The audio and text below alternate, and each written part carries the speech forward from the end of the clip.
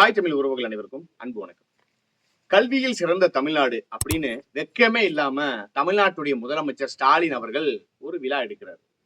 அந்த விழாவுல சிறப்பு அழைப்பாளர்களாக வந்த சில இயக்குனர்கள், அதுல பேசும்போது சில இயக்குனர்கள் சொல்றாங்க, காலை உணவு திட்டம், அந்த திட்டம் இல்லைன்னா இன்னைக்கு நிறைய மாணவர்கள் படிச்சிருக்க மாட்டாங்க அப்படின்னு. இதெல்லாம் ஒருபடி மேல போய் எஸ்கே என்று ரசிகர்களால் அன்போடு அழைக்கப்படுகிற சிவகார்த்திகேயன் அவர்கள் சொல்றாரு, என்கிட்ட 2 டிகிரி இருக்கு, எனக்கு நடிக்கிற வேலை இல்லைன்னா நான் ஏதாவது ஒரு வேலை செஞ்சு பிழைக்க போயிடுவேன் அப்படின்னு சொல்றாரு.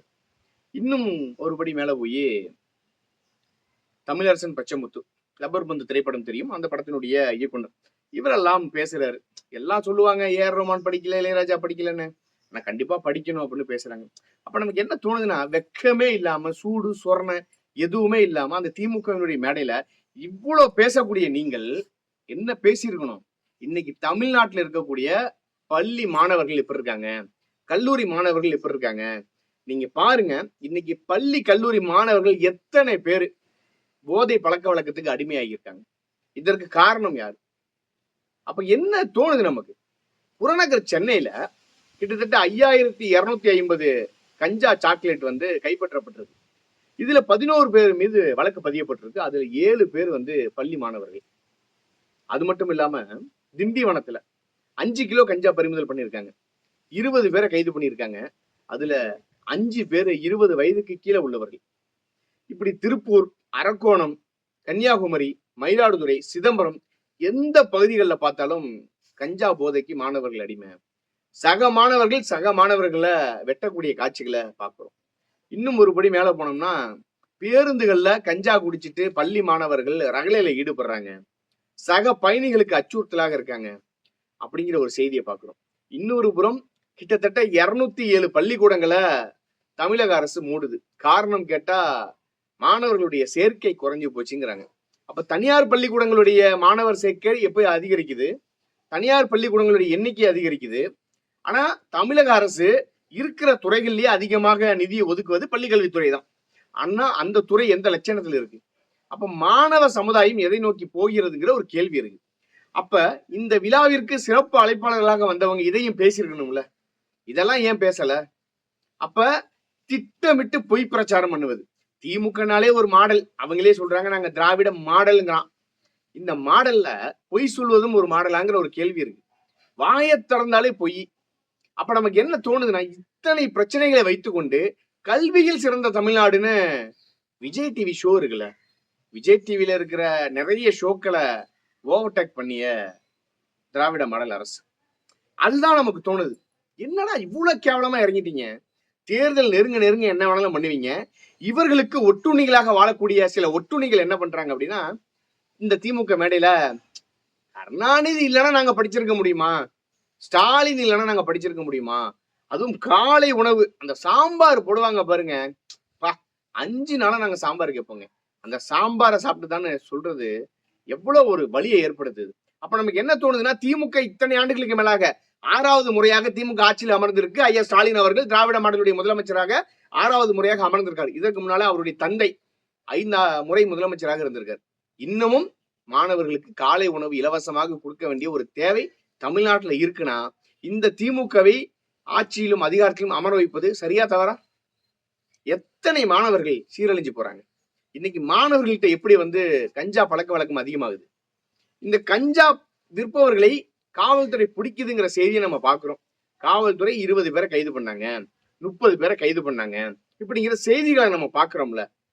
அதுக்கு பின்பாகவும் அந்த இடத்துல அந்த விற்பனை ஆகிறதுனா, உண்மையாகவே கஞ்சா விற்பனை செய்யக்கூடியவர்களை தான் காவல்துறை பிடிக்கிறார்களா, இல்ல ஏதாவது ஒரு 10ல் 2 பேரை பிடிச்சிட்டு வழக்கு போடணுங்கிறதுக்காக போடுறாங்களாங்கிற ஒரு கேள்வி இருக்கு. அப்ப இவ்வளவு பிரச்சனைகளை வைத்துக்கொண்டு பள்ளிக்கல்வித்துறை ரொம்ப கீழ்மட்டத்துக்கு போயிட்டு இருக்கு. அப்ப என்னன்னா, ஆசிரியர்களுடைய நியமனம் இங்க தேவை. அரசு பணி வேண்டும் என்று ஆசிரியர் தேர்வு எழுதி அத்தனை பேரு வேலை வாய்ப்புக்காக காத்துட்டு இருக்காங்க. அவர்கள் போராட்டம் பண்றான், அவர்களை பார்ப்பதில்லை. தூய்மை பணியாளர்கள் போராட்டம் பண்ணா அவர்களையும் கண்டுப்பதில்லை. அப்ப நமக்கு என்ன தோணுது, இந்த திமுக அரசு விளம்பரத்திற்காக, வெத்து விளம்பரத்திற்காக, தன்னை தற்புகழ்ச்சி செய்வதற்காக 4 சினிமா இயக்குநர்களையும் ஒரு 4 நடிகர்களையும் அழைத்து மேடைகள்ல பேசிட்டோம்னா தமிழ்நாட்டு மக்கள் நம்பிடுவான். கேவலமா இல்ல?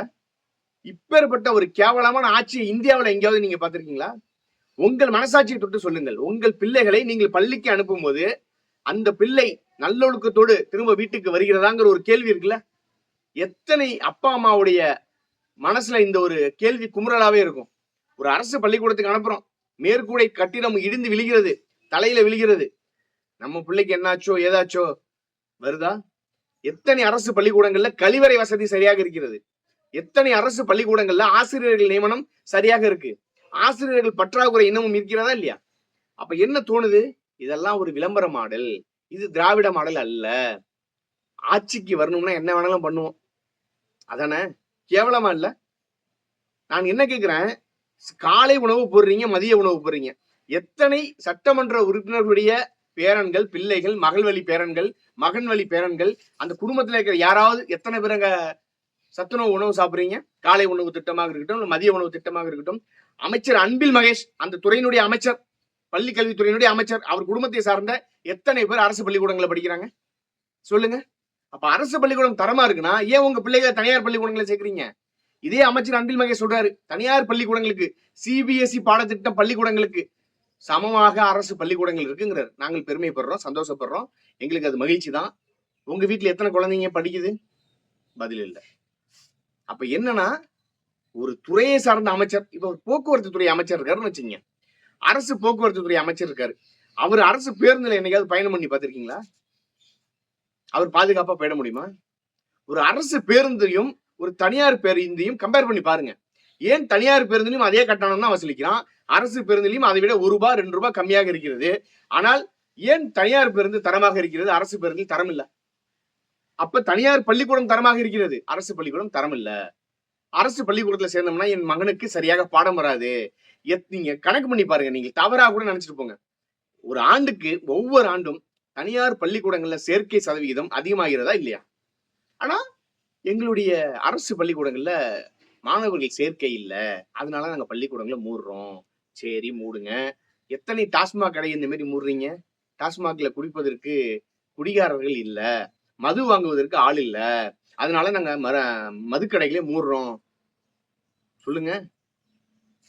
அப்ப என்ன தோணுதுங்க? உங்களுடன் ஸ்டாலின் திட்டம் ஃபெயிலியர். இன்னைக்கு அரசு அதிகாரிகள்லாம் எங்களுக்கு பிரஷர் பண்றாங்க, எங்களால வேலை பார்க்க முடியலன்னு காத்திருப்பு போராட்டம் பண்றாங்க. இந்த பக்கம் செவிலியர்கள் போராட்டம், அந்த பக்கம் தூய்மை பணியாளர் போராட்டம், இந்த பக்கம் ஆசிரியர் நியமன போராட்டம். பள்ளிக்கல்வித்துறை அவ்வளவு வீழ்ச்சி அடைஞ்சிருக்கு. ஆனா இதெல்லாம் மறைத்து விட்டு சினிமாவில் இருக்கக்கூடிய 4 நடிகர்களையும் 4 இயக்குநர்களையும் அழைத்து விட்டு என்ன இதெல்லாம்? ஏன்பா இதெல்லாம் ரொம்ப தப்புப்பா. தமிழ்நாட்டு மாணவர்கள் ரொம்ப பாவமாப்பா.